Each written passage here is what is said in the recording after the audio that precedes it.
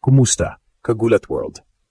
Akala natin, tapos na ang mga sorpresa mula sa Gilas Pilipinas matapos ang kanilang closed-door tune-up games. Pero teka muna, hindi pala. Matapos ang dalawang sunod-sunod na nakakagulat na panalo, tila nagpadala ng babala ang Gilas sa buong Asia.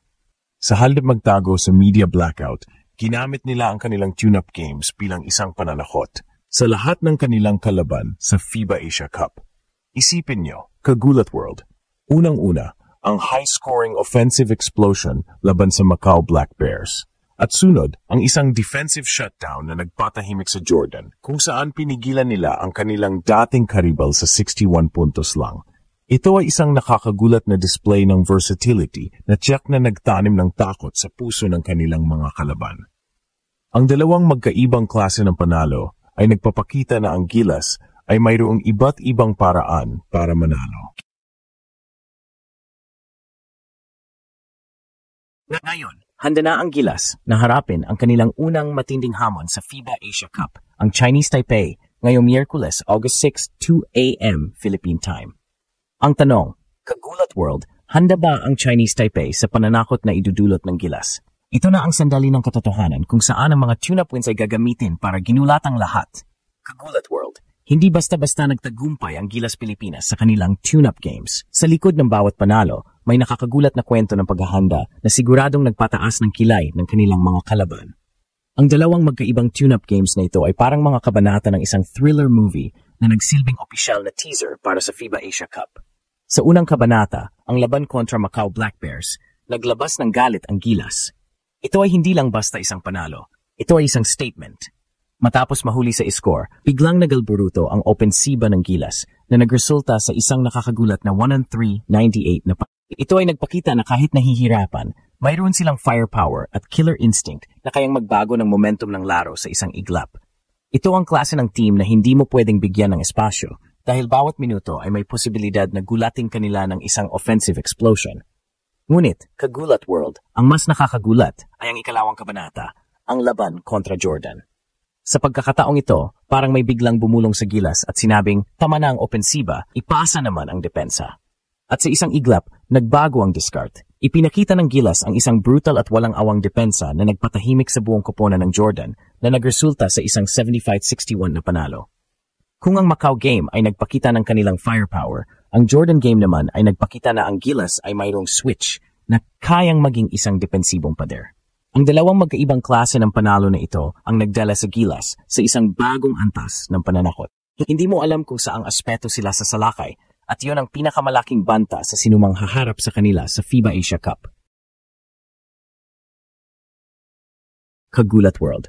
Sa likod ng pananakot na ginawa ng Gilas, may mga kwento ng pagbabalik, tiwala at pananampalataya na nagpalakas sa buong koponan. Isang kwento ang bumihag sa atensyon ng lahat, ang pagbabalik ni Calvin Oftana. Matapos ang kanyang injury sa PBA Finals na nagdulot ng pangamba sa kanyang paglalaro, bigla siyang sumulpot sa court at nagbigay ng isang clutch 3-point shot sa laro kontra Jordan. Ito ay hindi lang basta isang 3-point shot, ito ay isang pahayag.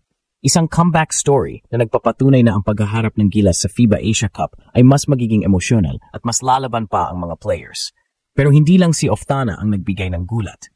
Sa loob ng court, ang Twin Towers na sina June Mar Fallardo at AJ Edo ay naging isang pader na hindi basta matitinag.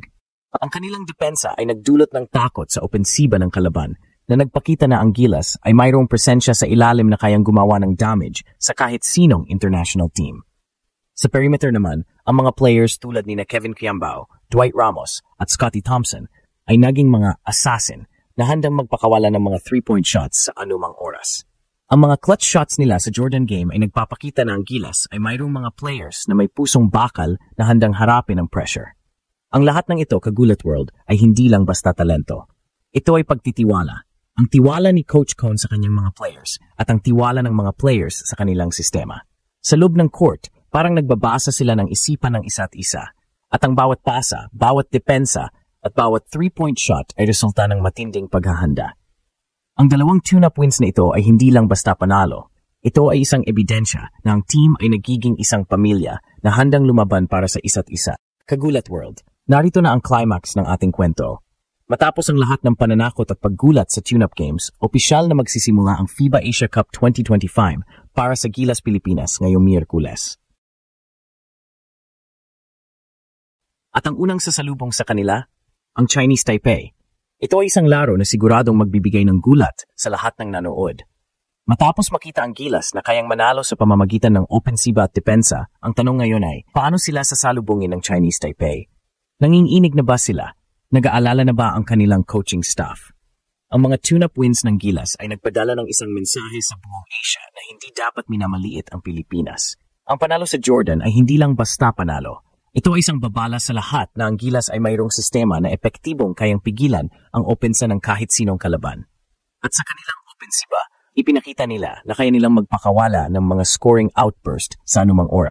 Kakagulat World, ang unang laro na ito ang magiging pagkakataon ng Gilas na patunayan sa buong Asia na ang pananakot nila ay totoo.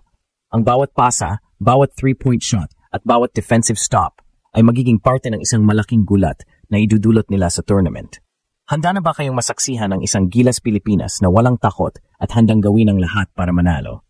Handa na ba kayong masaksihan ng isang team na may puso at lakas na kayang ginulat ang lahat? Abangan ang laban, Kagulat World, dahil siguradong magiging maaksyon at puno ng emosyon ang unang laban ng Gilas. Habang gulat na gulat ang buong Asia sa panalo ng Gilas Pilipinas kontra Jordan, sa NBA naman, mas malalakas na lindol ang yumanig sa buong liga. Jimmy Butler sa Warriors?